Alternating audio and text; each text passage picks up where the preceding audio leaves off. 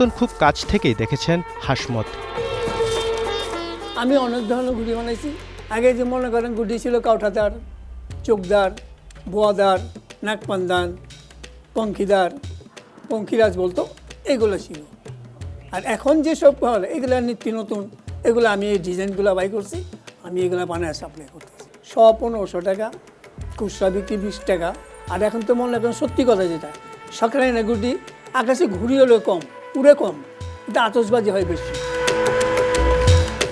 ঘুড়ি তৈরির অন্যতম উপকরণ বাঁশের তৈরি কাইম। এক সময় দিনে 500 থেকে 1000 কাইম তৈরি করতেন হাসমত। এখন তা কমে দাঁড়িয়েছে 100-2-এ। বয়স বেড়ে যাওয়া সহ নানান কারণে চাহিদা থাকলেও সাধ্যমতো যোগান দিতে পারেন না। এই যে কাইমটা বলি, কাইমটা এটা ছিলতে অনেক সময় লাগে। সারাদিনে 200 ছিলা যায়, 200 ছিলে 200 মাল কমপ্লিট হয়ে যায়, এর বেশি হবে না। এটা 500 ছিলতে হলে 500 মাল হবে, কিন্তু চাহিদা অনুযায়ী দেওয়া যায় না। সারাদিনে কামানি ছিলা যায় 200-100, এর বেশি করা যায় না। মাল তো দরকার হাজার হাজার। সারা বছর ঘুড়ি বানালেও ডিসেম্বর জানুয়ারিতে শাকরাইন উৎসবের জন্য চাহিদা বেড়ে যায়। ডিসেম্বর জানুয়ারি একটু বেশি হয়, আর আগে একটু কম হয়, কিন্তু আমাদের তখন থেকে ঘুড়ি তো আর শুধু শাকরাইন দিন উড়ে না, আরও আগের থেকে উড়ে। তারপর স্কুল কলেজ খুলে যাওয়ার পরে পোলাপানা ঘুড়ি একটু কম উড়ায়। তারপর স্কুল বন্ধ হওয়ার পরে আবার পোলাপানা ঘুড়ি উড়ায়। আশেপাশে এলাকাতে যারা অর্ডার নেয়, ডিসেম্বর 15 তারিখ অর্ডার নেই, অরপর আর অর্ডার নেই না, কারণ আমার তো দিতে হবে নিলে। যে কটা অর্ডার নিয়েছি আমি এই 10 তারিখের ভিতরে দিয়ে ক্লিয়ার করে দিই। ঘুড়ির উপকরণ বিভিন্ন জায়গা থেকে আসে। তৈরির সব কাজ তিনি একাই করেন। এগুলো শোভা পায় দেশের বিভিন্ন অনুষ্ঠানে।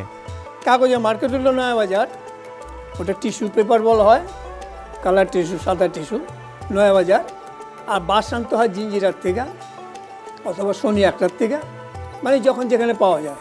আমাদের ঢাকা শহরে এখন বাঁশের দোকান নাই, পাওয়া যায় না। কাগজ কাটি আমি, ডিজাইন করি আমি, কাঠি লাগাই আমি, ফিটিং করি আমি। একটা ঘুড়িতে 4টা কাজ করতে হয়, কিন্তু সব আমি একা করি, যার কারণে আমার মালের প্রোডাকশনও কম হয়। চারুকলাতে সেন্ট মার্টিনে ঘুড়ির শপ, ওটা আমাকে নিয়ে প্রথম হয়েছে। তারপর মানিকগঞ্জ সিংহে একটা অনুষ্ঠান হয়, সেখানেও নিয়ে গেছে। বগুড়া ক্যান্টনমেন্ট আর্মিদের, ওইখানেও নিয়ে গেছে, বিভিন্ন জায়গায়। তারপর পদ্মার পাড়ে তো হয় মাওয়া ঘাটে, আমাদের একটা ঘুড়ি ফেডারেশন আছে, ওইখান থেকে এসে আমাদের নিয়ে যায়, টাকা দিয়ে নেয়। শহর জুড়ে হাসমতের ঘুড়ির চাহিদা থাকলেও 5 দশক ধরে পুরান ঢাকার শঙ্খনিকেতনেই সরবরাহ করে আসছেন তিনি। 72-73 থেকে ওনার আব্বার থেকে নিতাম। ওনার আব্বা যখন গত হয়ে গেল, মারা গেল, এরপরের থেকে হাসমতের সাথেই এই পর্যন্ত আমাদের চলছে।